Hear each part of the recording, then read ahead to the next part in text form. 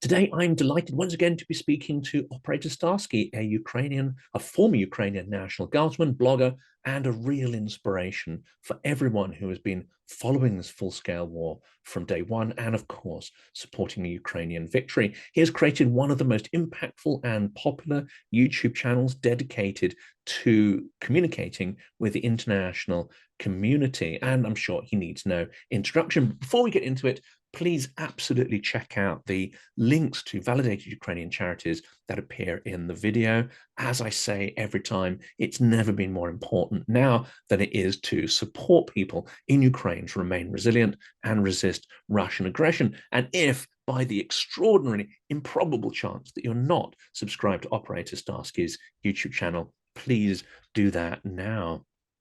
OS, welcome back. Thank you so much. As always, it's really, really nice to see you. Thank you for this introduction.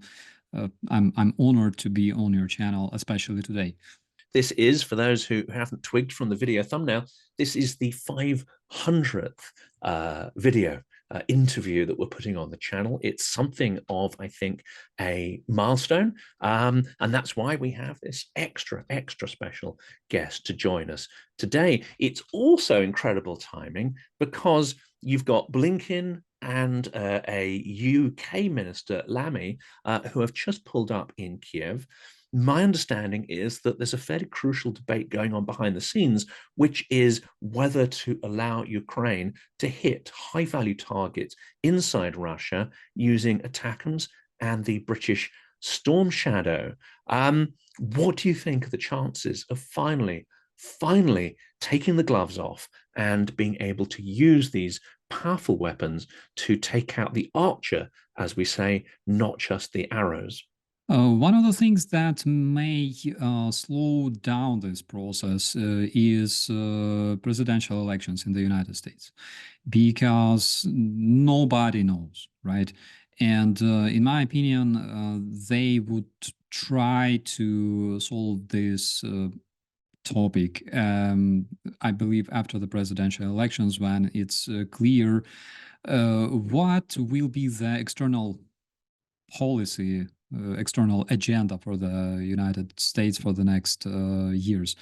But I want to be hopeful, and apparently because more and more countries declare that Ukraine can use their weapons to defend itself, I believe that it's time for the United States, for the UK, for Germany to also react to this, because you cannot be an outsider, especially in such case when the destiny of Ukraine is being solved there on the battleground. And unfortunately as well, this debate seems to happen in public. And this also seems to be a pattern that throughout the war, the US and some other allies have signaled in advance what is going to be delivered, when it's going to be delivered, and a lot of information about the sort of quality and caliber of those munitions has been released publicly, which entirely eliminates the element of surprise. Now, obviously, Russia is not always great at organizing things, so it doesn't get all of its kit out of the way and isn't necessarily able to react to that information. In this case, it could be very damaging, couldn't it? Because if they think that ATACMS and Storm Shadow is on the way, they can remove critical assets out of the firing line. So the answer is transparency, because on the West, in the civilized world, we all must understand where do the taxes go to, right? How exactly those taxes are spent. This is why the government must report to the citizens what type of weaponry exactly is delivered to Ukraine. Another thing is, in order to avoid fueling Russian propaganda, because Russians created a lot of fakes about like dirty bombs being delivered to Ukraine, like all kinds of nuclear weapons, bio weapons, etc., etc., etc. So we can understand why it's done, why our partners declare what exactly sort of munitions will be delivered. In Russia, it's a completely different thing, because the only source of information, for example, regarding the ballistic missiles delivered by Iran, or drones delivered by Iran, or weaponry delivered from North Korea, of course, the only source that we can rely on is intelligence agencies, different secret services that report to their government. But in case of civilized world, of course, we're talking about transparency. This is a key word to trust, to publicity, and things like that. It can be damaging, of course. And on the other hand, we cannot utilize the weaponry utilized by Russians. I'm talking about their informational weaponry, and concealing the facts of using weapons delivered by terrorist regimes and things like that, concealing such facts from the citizens, because we are not Russians, and Russians have their own way of doing business. I'll come to Iran in a minute, because that could be an interesting factor that pushes things faster than the electoral cycle would have ordinarily allowed. But let me be cynical just for one moment and say, well, fair enough, transparency, that's really important. It's especially important with the GOP, to demonstrate that these weapons are not ending up in the black market and so on, and that's absolutely valid. Is there something a little more pernicious going on here as well, which is the desire not to see Russia lose catastrophically, the desire not to, inverted commas, humiliate Putin? I think you and I would say that, when you're dealing with a gopnik, you need to punch them as hard as you can in the face. But it seems that's not how this concept of international geopolitical chess works. They're at pains not to surprise or humiliate the Russians, or cause what, in their view, is a catastrophic collapse of the regime. When it comes to Iran, for example, sanctioning Iranian regime of Khamenei, West doesn't care much. They're not scared. They go like execute, and the sanctions are implemented. When it comes to Russia, they cannot do that for a very, very simple reason, is that Russia spends tremendous money on trying to get closer to the politicians, trying to spread their influence on the politicians, on decision makers.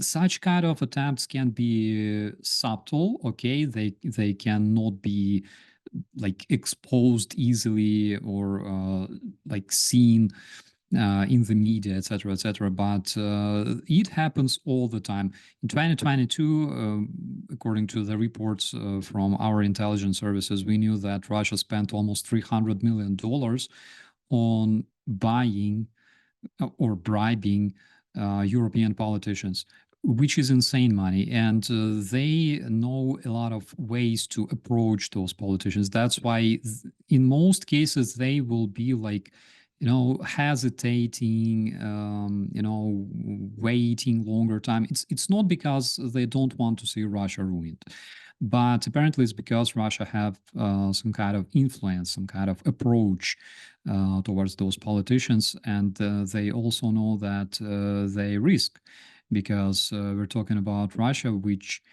nuclear weapons are not their biggest weapon. Their biggest weapon is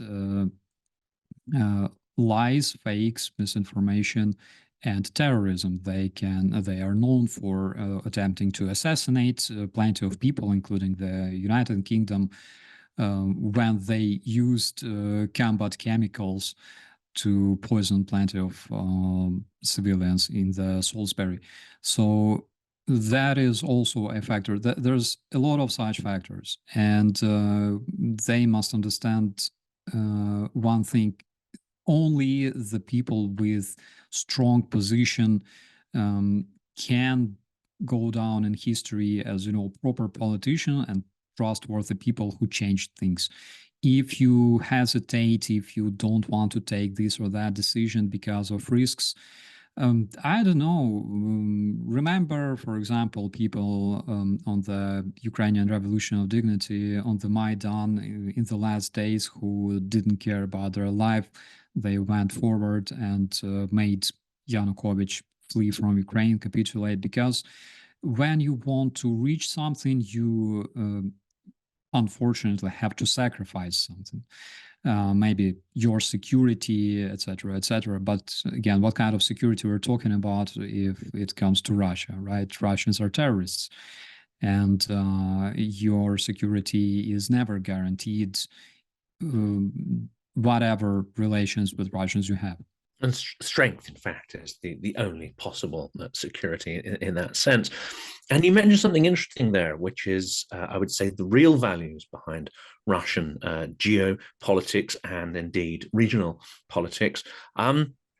You mentioned there that fear is a big factor. You mentioned terrorism, but I think fear is incredibly important, rather than security being the real reason behind their invasion. I think one of Putin's motivations, and actually there's one he shares with the elite in Russia, is being irrelevant, and even more so, not being feared, in their minds mean that Russia doesn't exist. Russia needs to be felt through the coercive manipulation, through the fear it can engender in other countries. And if it's not feared, then that's the concept of it not existing, not that it's wiped off the map or disappears as a geopolitical sort of entity. It's bound up in fear. Would you agree? And do you think that is really at all well understood amongst allies in the Absolutely. West? Absolutely, I agree with you, considering the fact that this fear of Russia retaliating, revenging, it's broadly used, for example, in the United States, like recent debates between Kamala Harris and Donald Trump, when he repeatedly pushed this narrative of evil Russia nuking the world, etc., etc. This fear is often used by Russian propagandists trying to inflict the fear in the hearts and minds of European and American people, and by different politicians who benefit from it, like Donald Trump. And let's turn to the other thing you mentioned there, which is the manipulative use of media and the huge sums of money you mentioned that get pumped in. I think the US Department of Justice has named something in the region of 1,300 influencers and various media networks globally that they can link back to Russia's money, propaganda money. The vast majority of these, around 800, are said to be US based. So, first of all, doesn't that make it absolutely clear, who Russia thinks of as not only the adversary, but the country that it needs to destabilize in order to achieve its political objectives, but also the uncovering of Tenet media. That's just one network out of these 800. Are we looking at the tip of the iceberg in terms of what Russia's been doing to manipulate narratives in the West? The case of Tenet Media, it was a great case when government, when law enforcement, when justice itself was involved. I really hope that different governments in the European Union will also take it as a great example and best practice, because this is a proper thing to do. Because governments should react to such things, because Russian misinformation is a combat weapon that is developed by combat people, right, by military personnel, by Russian psyops to influence people on the West, which, if it's not war, I don't know how else to call it. If it's not aggression, then I just don't know. And I think that such cases will be exposed in the future as well. I'm really looking forward to seeing those cases exposed because, for example, Russians use a lot of templates. For example, if this template works, if they can create a fake identity that is considered like, shady European investor, and then this investor can invest in media like Tenet Media, and if it works, if it brings results, then why not use this? And I'm sure that they already have several of such templates implemented, especially on the West. In the United States being their greatest adversaries. I believe if you ask anybody like in the kindergarten who is Russia's biggest enemy, I'm sure they won't say like Italy, right? And I really, really hope that more of Russian propagandists, more of Russian or pro-Russian influencers will be exposed. It's really important to show people such cases because a lot of people, they either don't believe that Russia is, so evil that there's like this evil mastermind behind everything bad that happens to people. They don't believe that Russia is able to destabilize situation in any given country. They don't believe that Russia is able to make people actually fight, different social groups fight between each other. However, we as people who fight propaganda, we know plenty of cases when Russians would, for example, organize through social media, organize a protest action of like Black Lives Matters, and then organize another protest of people opposing this movement at the same place. It happens all the time. Or, for example, recent protests in Paris when they would draw Stars of David on a school. And it's crazy because it involves two opposing groups, people who support people in Palestine and citizens who support Israel. And also it's a vandalism because you cannot just draw things on the walls, especially of a school. And Russian agents were actually caught doing that. So there are so many cases, but unfortunately, a lot of common people, they think, well, I'm just too smart for Russian propaganda. I will easily identify Russian propaganda, when I see it on a TV. But there's much more things than meets the eye. And that I wasn't going to bring this one up, but I probably should in the light of what we've just said. Then it's not just people in geopolitics that are suckered by that, or the guy on the street. It seems that people who are in so-called high culture and art culture are actually incredibly susceptible to this kind of stuff because of the decades of investment in so-called great Russian culture, great Russian literature. And I think we need to divorce the writers themselves from how their works were subsequently used by the Soviet Union to form a particular kind of image. That's not to say there aren't imperial narratives, but what you've seen is obviously a weaponization of media. So you've got this film produced by someone whose entire career has been as a propagandist documentary maker for Russia Today. And she gets funding for a film called Russians at War that seeks to humanize the rabble raping army, and gets funding from the Canadian, not directly from the Canadian government, but through various cultural organizations, gets funding from Canada to the tune of hundreds of thousands of dollars to make this film, and then obviously gets sort of international play on it. What's your take on this? Why do we get suckered by this stuff over and over when, to you and I, the propaganda narratives absolutely jump out from a work like this? Short answer is that it's culture. It's trying to stay outside of mainstream. It's when you see movies about Joker, about villains and like their long path, their background, their deep internal world, and things like that. It's always a trending thing, actually.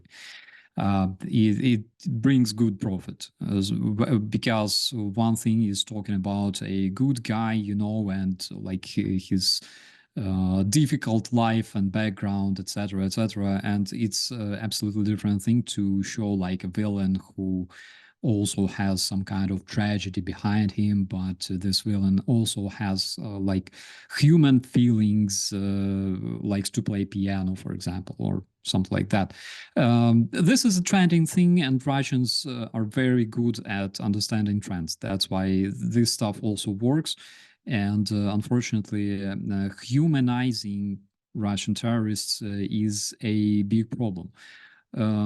I started receiving commentaries back in 2022 when Russia only invaded Ukraine, and there were Ukrainian civilians murdered in Bucha, and that mass grave was discovered with bodies.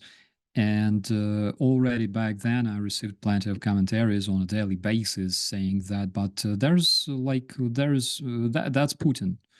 Blame Putin. Ordinary Russian soldiers, like they're people like me and you. Ordinary Russian soldiers are raised in the Russian society, which for centuries was adopting this, this scheme of person who does violence and victim. And if you don't want to be victim, you need to conduct violence further down. And in Russia, you can see that a lot. There's Russian elite that is violent towards people. The people themselves, they have this in their culture, not only in prison culture, but like everyday culture. If you don't commit violence against other people, you're a victim. And nobody respects victims. Nobody wants to be victim. This is why we can see, for example, such a despise coming from Russians towards all other countries, towards democracy, towards the civilized world, when they come to Germany, for example, wearing those T-shirts saying, "On to Berlin, we can repeat," like, fear us, we are Russians, That's why we can see a lot of that in the Russian society, and people who were born there and unfortunately were educated this way, educated to becoming basically a sociopath. They will always carry violence further unless they decide to stop being a victim and stop committing violence. But this requires tremendous resources and attempts to stop being a victim. One of the ways is to just go to a different country, become a citizen of a European country, for example. This might work, but not Russians are like that. So Russian weaponizing culture is something that, for example, we in Ukraine, we have seen that, oh my God, for years when Russians would produce their movies, and in those movies, Ukrainians were always portrayed as, thugs, thieves, hookers, or just cowards, because, again, Russians understand the power of cinematography, and it's insane. It's an insanely powerful tool and powerful weapon. Goebbels, Adolf Hitler easily understood the power of cinematography. Even Bolsheviks, before Hitler even became a thing, even Bolsheviks, they had this understanding of importance of moving objects, symbols, pictures, etc., etc. It's as important as like verbal propaganda or texts. It's as important, and Russians can use symbols in their propaganda massively and very, very effectively. There is this God, I think it's in Leningrad. I can't be wrong. This, this statue that literally shows like a hand with a torch. You gotta Google it. You gotta love it. So I think it's in front of the museum dedicated to the World War II. Russians don't recognize World War II. They only recognize the war that was happening between 41 and 45. But anyways, and they created this symbol of like, you know, immortal fire, hand holding a torch, and it's just a hand. It's just very big. American people, when they see that themselves, they have chills because it's as if, you know, the Statue of Liberty was buried, like literally, and it was done on purpose. And there are so many symbols used by Russians back in 2018 or 19, a press service of the National Guard and our law enforcement. We had training in mythological design. We had some really good coach who could easily explain such things to us. And we were watching, like, you know, a common Russian music video on a YouTube. And we were thinking, oh my God, like this singer with AK shooting hearts. What is this? Like, you know, a lot of such things actually make sense after you start reading or researching this topic. And it can, you know, it would date back, you know, obviously many decades. But I think one of the interesting imports, of course, in the 90s was sort of gangster culture films from the US, sort of B-movie gangster culture. That became a core culture, I think, in Russia. And it wasn't just seen as fiction. It was a template on how to build your society, how to live, how to be something rather than nothing. I think you'll have seen sort of Brat and that sort of series of films and so on. And it's just, good, you know, Russian gangster, yeah. The good Russian gangster. That's it. Which isn't to say that US culture doesn't have, you know, the gun obsession and the similar kind of vigilante thing. But I think the chilling thing in Russia was to realize that many people are going to use that as a template for their behaviors, and it fits very well into the sort of the hierarchy of violence that you described there. Something that sort of comes to that, we'll come to Kursk in a minute, because I think Kursk is a piece of genius by Ukrainian armed forces, a piece of psychological warfare, but we'll come to that one in a second, because this idea that it's Putin's war, not the Russians' war, this is very readily taken up by many who are, I would say, you know, suckered into various, you know, Russian narratives. It's also a myth that is heavily propagated by some in the Russian opposition. And you know, I did a video, I think, on day 2 after the release of Pivovarov, Karamurza, and Yashin. I think I called it Putin detonates a useful idiot bomb in the West. And unfortunately, that's kind of how some of their stuff is received. To give a little bit of balance, you know, Karamurza says some interesting stuff. I think his heart is in the right place, but some of the stuff is extremely misguided. And one of their arguments is that this is Putin's war, and you must think of the Russian people and Putin separately in terms of culpability. Why is the Russian opposition pushing this line? Why is it so dangerous? We got to be very careful with Russian oppositionists who basically don't decide anything. They just exist.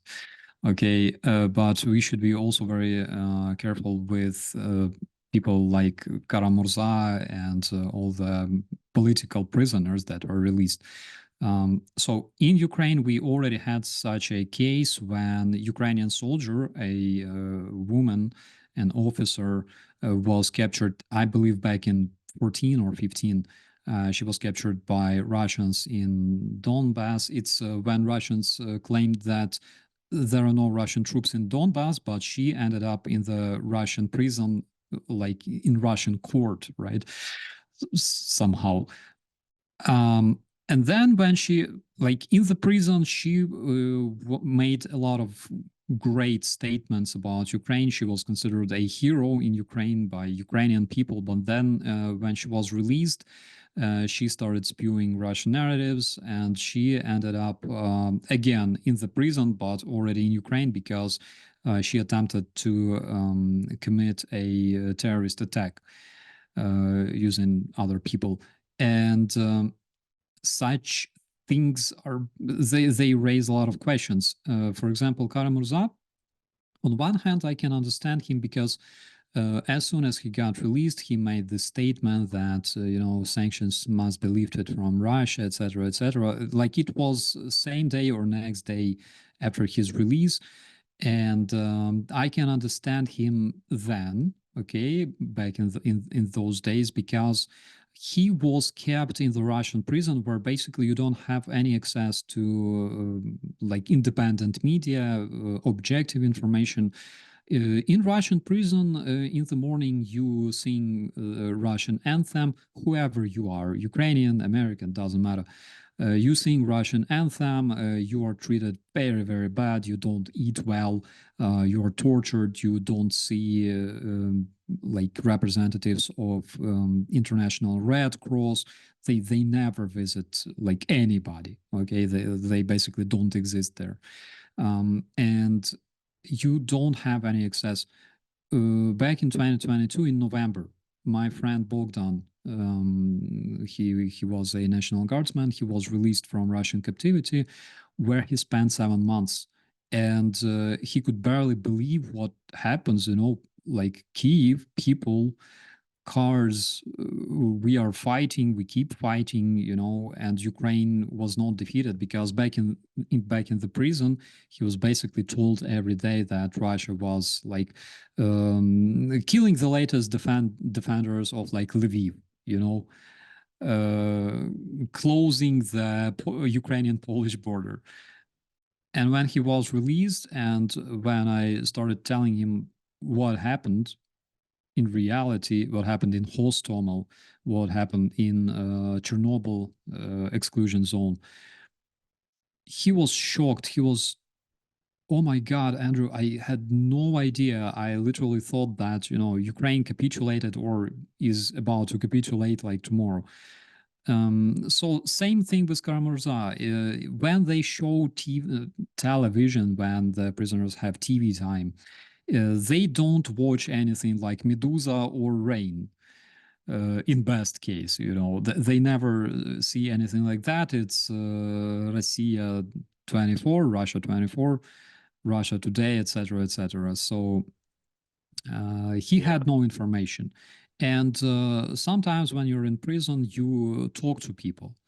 And for example, when you talk to guards who are like, they're angry.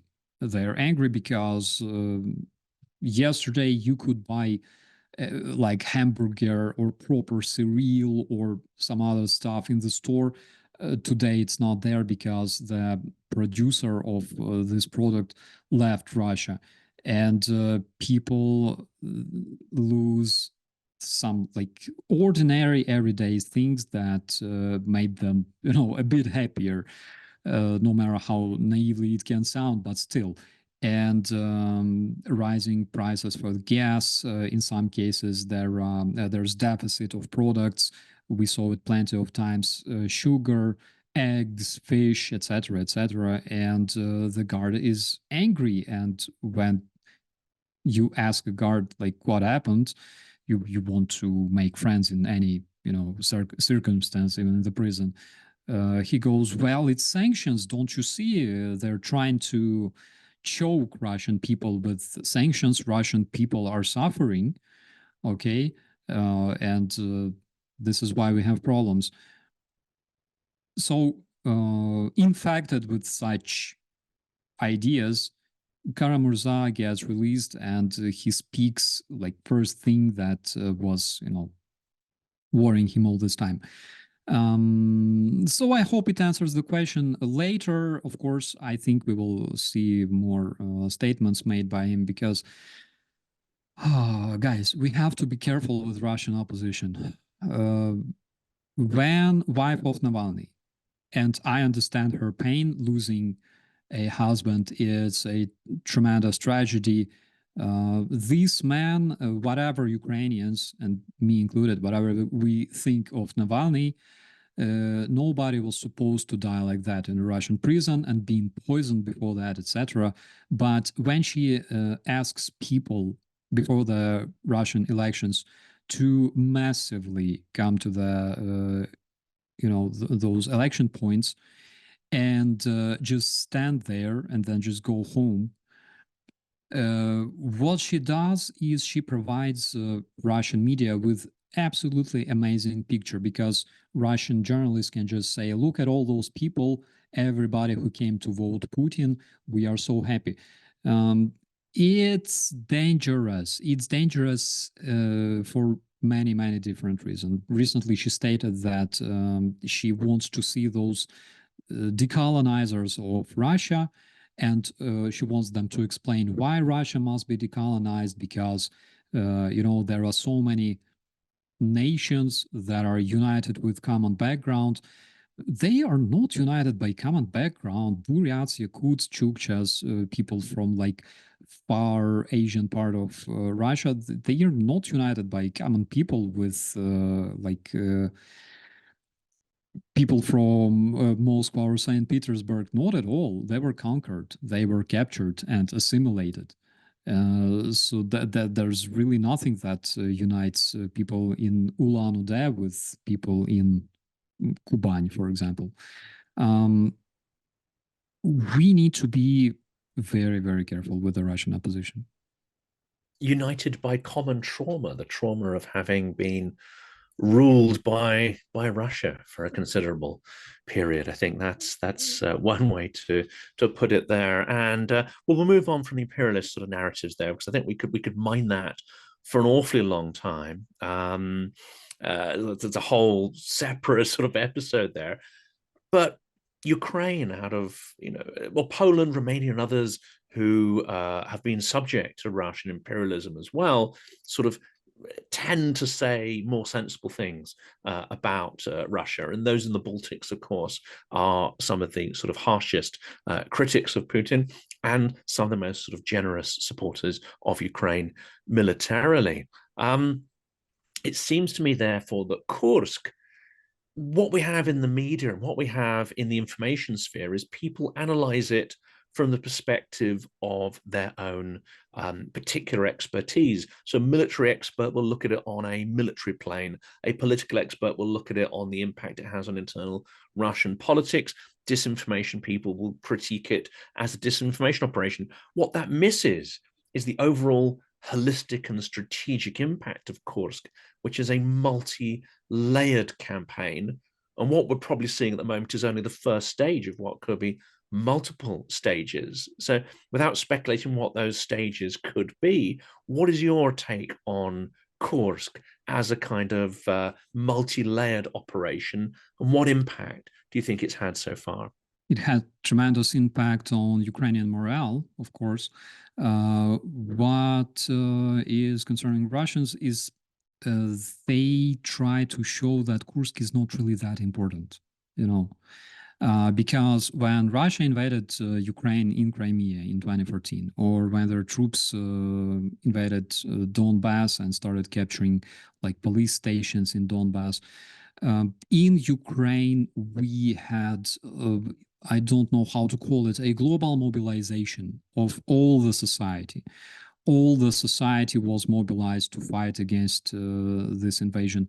In Kursk, like, I don't really see that in Russia. Yeah, they say that, there are like some terrorists, killing people in Kursk, bad terrorists, but we will do all we can, to fight back. And yeah, we will solve the situation. Already all kinds of our generals are working on it, so just relax and enjoy, But for the first time after the end of the World War II, the forces of a foreign country incurred the territory of Russia for the first time in many, many decades.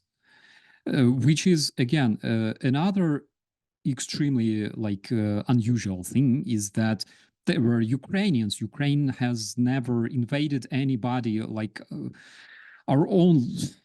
Oh my God! Throughout centuries, we were always considered defenders. We would never invade any other nation because why? You know, here it's a different story, but it's a unique thing. It's a unique event actually, and Russians understand how much important it is for Western society. It will be a game changer for the Russian society as well. That's why they try, to put out the flames. They want to conceal the fact that how much 1,000 square kilometers nowadays, I think even more, were captured in Russia and controlled, and Russian soldiers are taken as prisoners massively. And they want to conceal this fact. They want to conceal the fact that they are troops that were sent to Kursk to deal with this problem. They were eliminated. Then other troops, they were also eliminated. They don't want to talk much about it because they want to show that Mariupol is more important, Bakhmut is more important, events happening there. Look at those beautiful buildings we built in Mariupol. Look at, our troops taking another 100 meters today. Losing 1,000 men, but still capturing 100 meters in the direction of Pokrovsk. This is important. Look at Russian missiles punishing Ukrainian cities, Lviv, Kryvyi Rih, Kyiv. This is important to show. But what happens in Kursk, here they're using absolutely different approach. They're trying to conceal and decimate the importance of what happens in the area, which I'm sure they cannot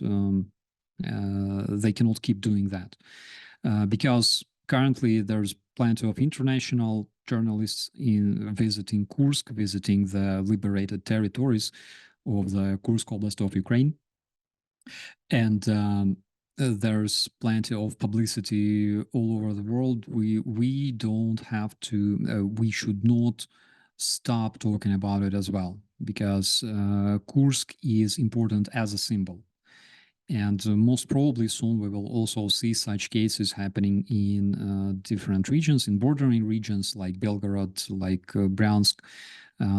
Some signs already indicate that something happens there. And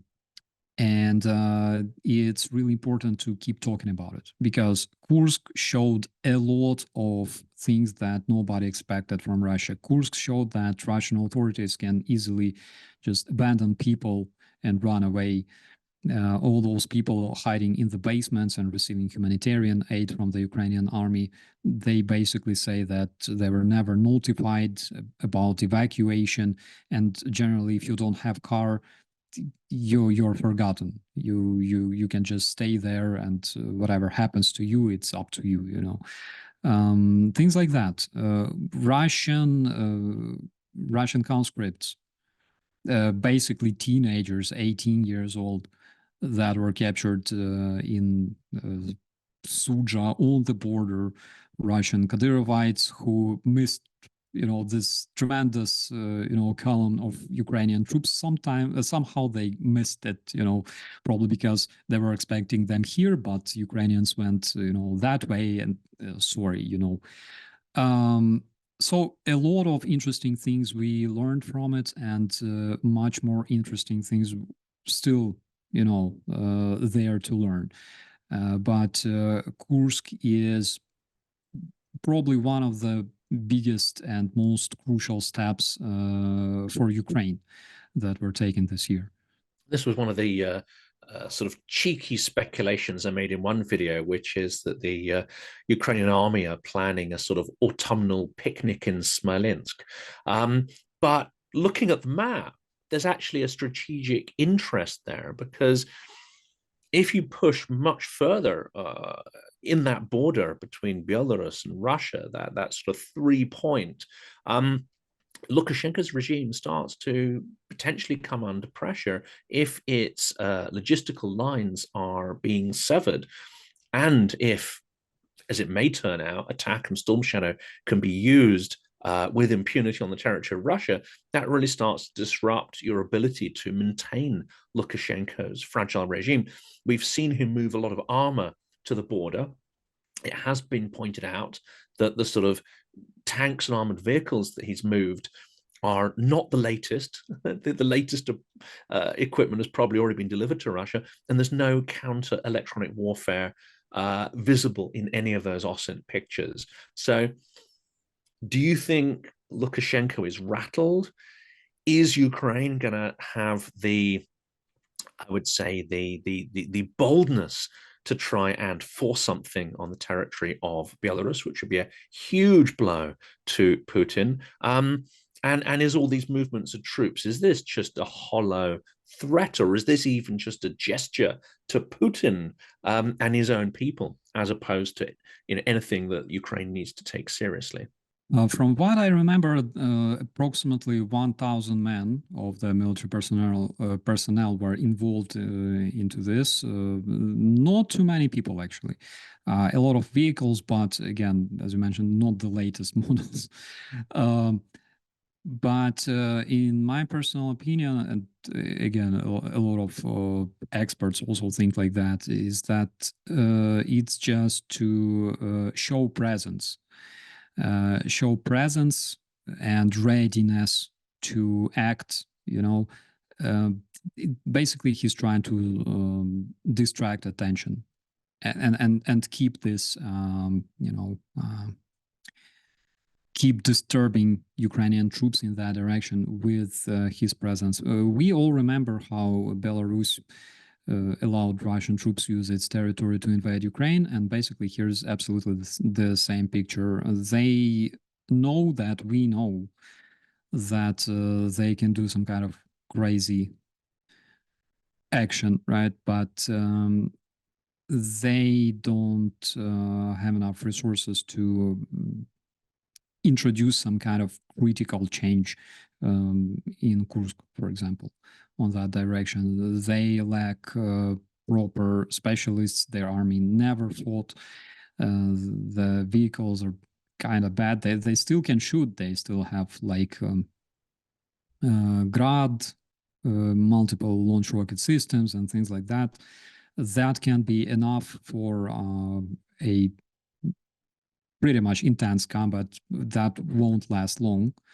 But other than that, that is just a scarecrow, standing on the Belarusian border and showing that, guys, you gotta see us. Don't ignore us. We're here. We can do something bad. Well, you've got extensive experience in the Ukrainian armed forces. In your experience, and of course, a lot has changed since 2014. A lot has changed in the Ministry of Defense, in the way the military is organized, the structure and the culture, as well as the training of the military. How difficult would it have been to keep an operation on the scale of Kursk secret, not just from adversaries, but it seems clearly from allies as well, but also to muster that quantity of equipment, to master the maneuver warfare and the innovations electronic warfare that seem to have been required to break through the Russian borders, and then to have the sort of incredibly detailed and capable planning to execute such an operation, as well as having, plan A, plan B, plan C, and, the various layers of planning that are required to deliver that. It's an extraordinary scale of operation. I think history will show. How difficult would it have been to keep that secret? And is this something relatively new in Ukraine? Because one of the criticisms has been that previous, large-scale operations have been leaked either by allies or by moles or whoever, loose mouths within the Ukrainian administration. So what's changed to achieve this incredible breakthrough? According to the data that we have, according to data from the military intelligence service of Ukraine, information about this incursion also leaked approximately 2 weeks before the operation was conducted. And one interesting fact is that Putin didn't react to this intel. I believe it happened because together with, like high professionalism and everything else, such operations also involve plenty of psyops, plenty of disinformation spread from our side as well. When Russians have contacts with their agents, for example, on the Ukrainian territory, and then you use those agents to play and feed the disinformation to the Russian intelligence. So it involves a whole complex of different measures, including psyops, including such spy games. I don't know how to properly translate, but that the information about the very operation in Kursk was already on the Putin's table 2 weeks before it even started, but he didn't react. He didn't react, and maybe convinced himself that the US and other rather timid allies wouldn't permit such an operation to take place. Well, I've got two more sort of questions here before I wrap it up, because I know you've been extremely generous with your time today. One is about, you're based in Germany. You get to see a lot of politics, political discussions in Europe. You do a lot of traveling, as we can see from your channel and Instagram and so on. Do you fear that Europe at some point will fall back to sleep and forget about the bear on its doorstep and not make the investments in security they need, but rather will turn their head back to Minsk 3, Nord Stream 3, will turn their heads back to self-interest and trying to make money? Let's tackle that one quickly first. And then we'll do with the last question last, which will be about mobilization. It's not the case in Europe. In Europe, we can see a completely opposite picture. We can see that the public concern is growing. Public concern regarding the Russian terrorist threat is growing. Recently, for example, Poland launched the counter-propaganda measures. Their general staff will be combating Russian propaganda. They call citizens to actively fight against Russian disinformation as well. We can see such cases not only in the Baltic countries, but also in Germany.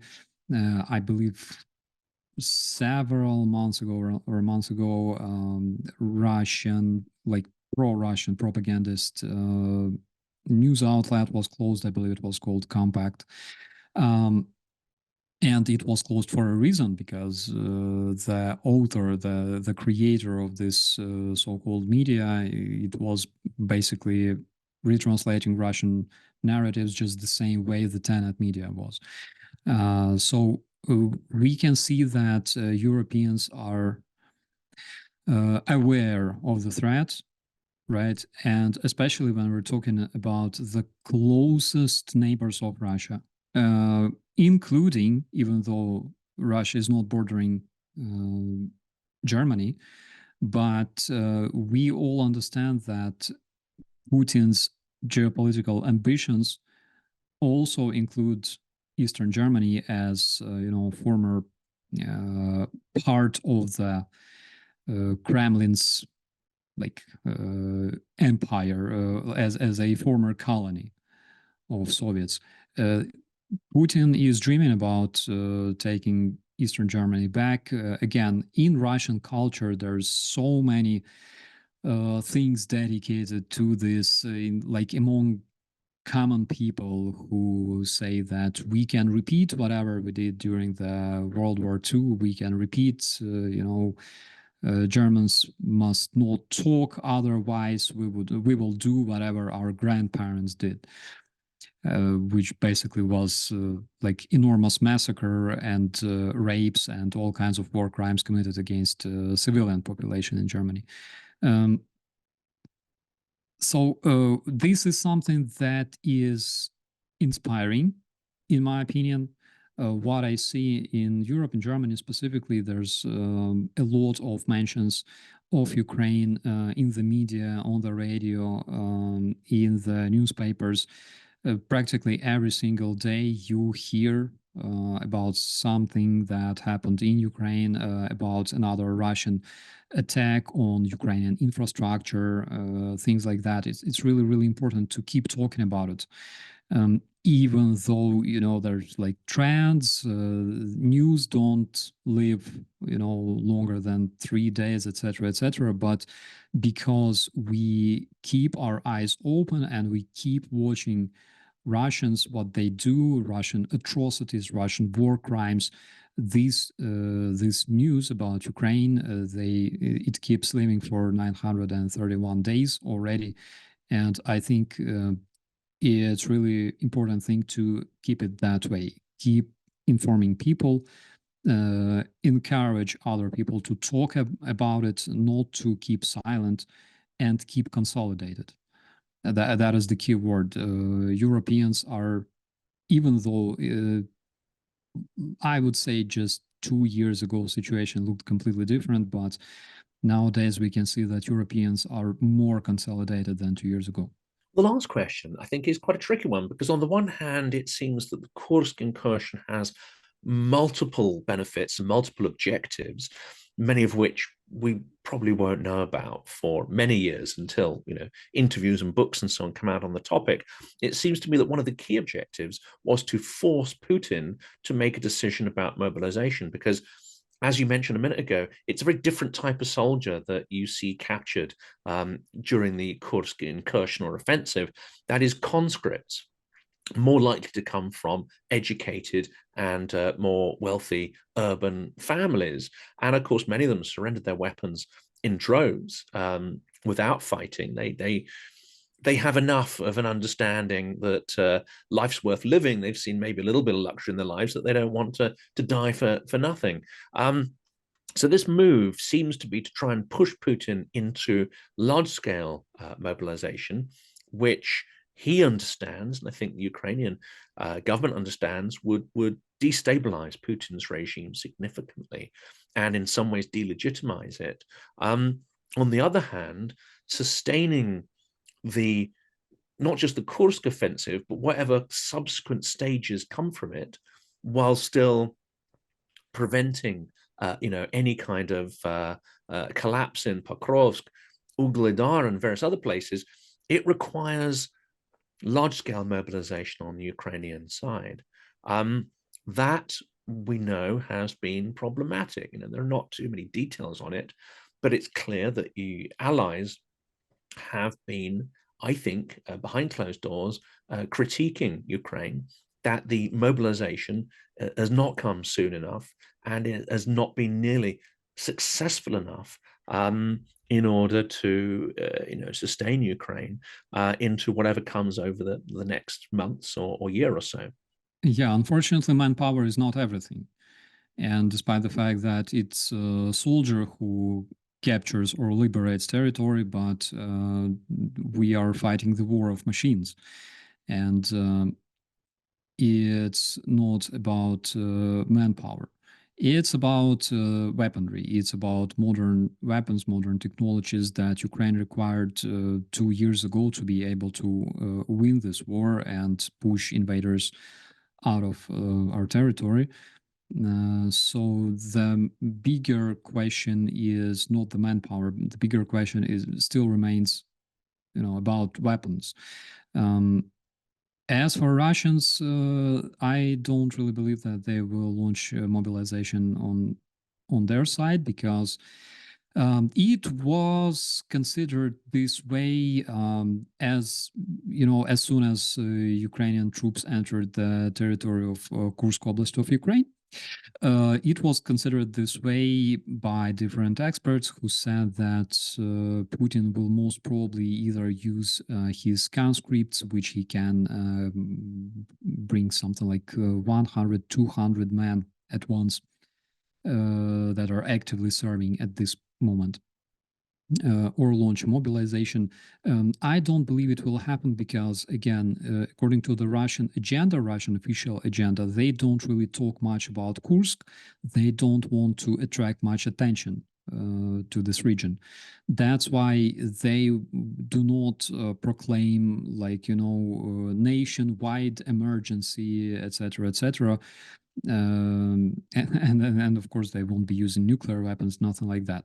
They want to keep quiet about it. They want to conceal whatever happens there from other people, from their citizens. And at this point, they lose approximately 1,200, 1,300 men per day. They can sustain those losses. They calculated that they can sacrifice like 1,200 men for 100 meters of Ukrainian territory, and it works for Russians. So this is something that they will keep doing. What they will calculate is how long will their operation take, how much more months or years, considering the situation in Kursk, how much more people they need to sacrifice, to deal with that problem as well. It's not about like thousands of soldiers more.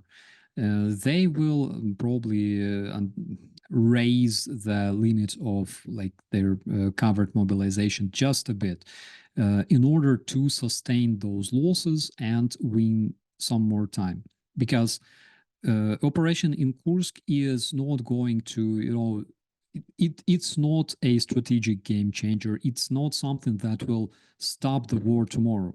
No, it has a different purpose. But to Russians, it's the matter of losses. It's the matter of how many men they can sacrifice on a daily basis to keep, this invasion running.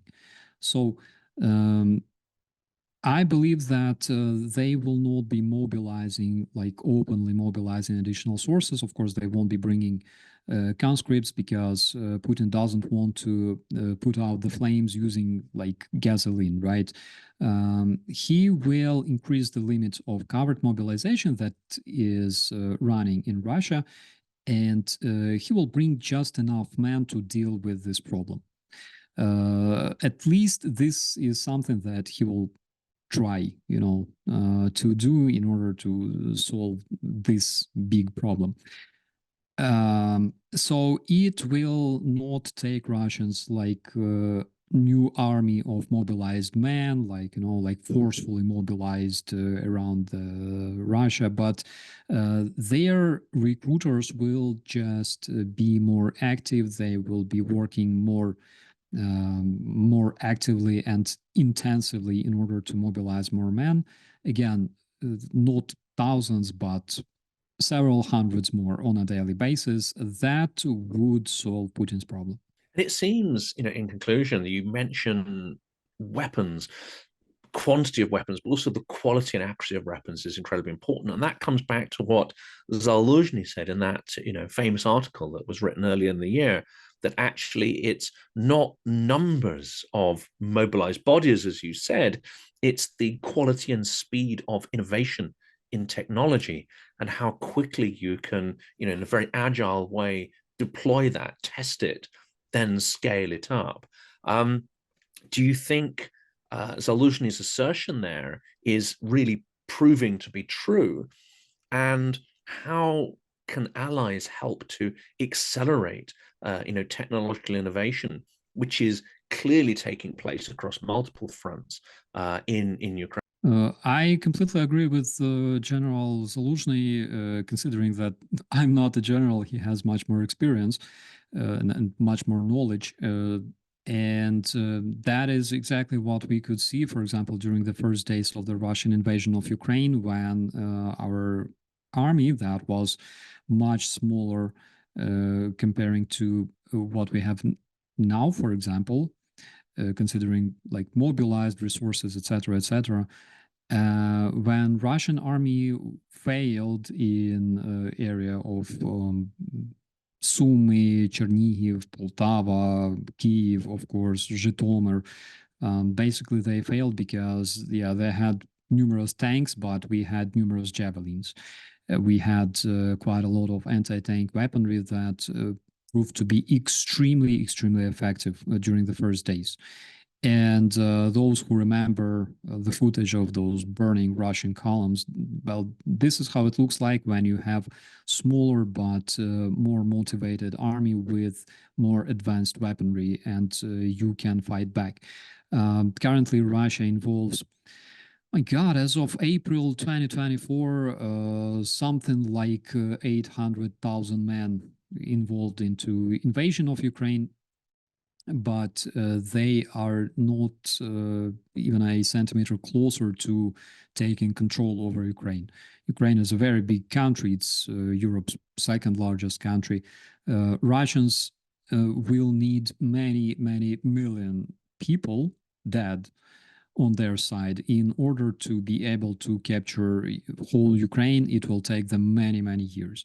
So the main question is technology that will allow us to effectively strike Russian targets deep in the rear, which is something that proved to be, again, extremely effective during the first days of the Russian invasion, when we disrupted their logistics, when we were hitting their command centers, when we were hitting Russian ammo storages, fuel storages, and it was extremely, extremely effective. It basically stopped the invasion of Kyiv Oblast, right?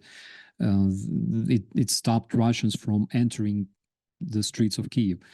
And this is something that we don't have right now, because we are on a larger scale, on a strategic scale. We're not allowed, and we are unable to strike Russian targets, extremely important Russian targets, I would say, in the Russian rear, deep behind the Russian enemy lines.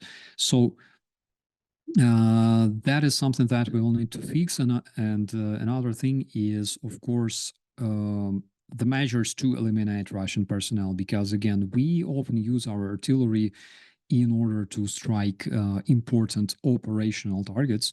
But what Russians can do, because they have a lot of shells and artillery, is basically they use their artillery wherever they can in order to suppress Ukrainian military personnel and eliminate Ukrainian military personnel.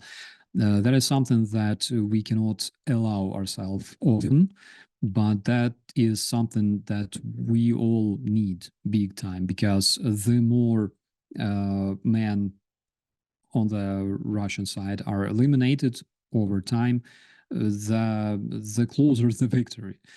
You have to punch the Gopnik and make sure that he won't stand up. You know, we were taught back in the days when I was just a private in the National Guard, in the first operative company of the first operative infantry battalion. We were taught that even if your tactics suck, even if your strategy sucks, your sharpshooting can still win the day and solve the problem, okay, solve the situation. So in the end of the day, if you are able to eliminate all of your enemies using like your rifle, you win. That's all. It's not that hard. But I just wanted to mention another thing. We should also attract attention of the society towards, you know, this problem of weapons in Ukraine, because the movie that was made about Russian soldiers, their rich internal soul, their rich internal microcosmos, etc.